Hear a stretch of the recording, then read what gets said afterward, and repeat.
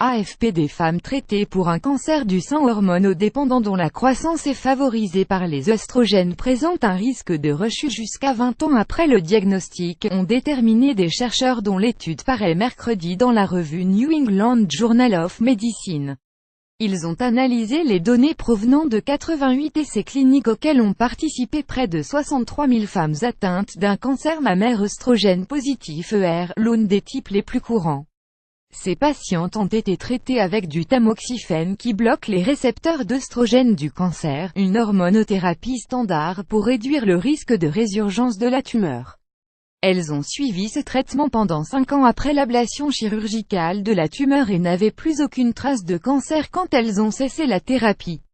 Mais c'était étude un risque constant de récurrence de la tumeur au cours des 15 à 20 années après le diagnostic.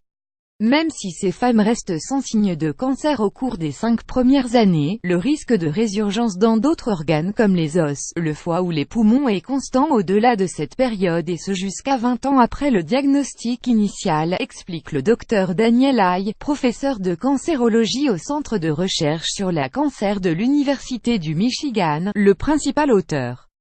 Pour les femmes dont la tumeur était suffisamment importante pour s'être propagée à au moins 4 ganglions lymphatiques, leur risque de réapparition du cancer est de 40% au cours des 15 prochaines années après les 5 premières années de rémission. Mais pour les femmes atteintes d'une petite tumeur sans propagation aux ganglions, ce risque tombe à seulement 10% pour cette période. C'est remarquable qu'un cancer du sein puisse rester dormant aussi longtemps avant de réapparaître ailleurs dans l'organisme, juge Hong Xiaopan, un chercheur de l'université d'Oxford au Royaume-Uni, un des principaux co-auteurs. Cette découverte suscite des interrogations quant au traitement standard actuel avec le tamoxifène pendant 5 ans après l'ablation de la tumeur pour réduire les risques de rechute, selon ces cancérologues. Certains estiment que cette hormonothérapie devrait être poursuivie 5 ans de plus soit 10 ans au total. Mais une telle décision doit être discutée par les patientes avec leur médecin traitant étant donné les effets secondaires de ce traitement. Il s'agit surtout de bouffées de chaleur, de sécheresse vaginale, de douleurs articulaires et d'ostéoporose.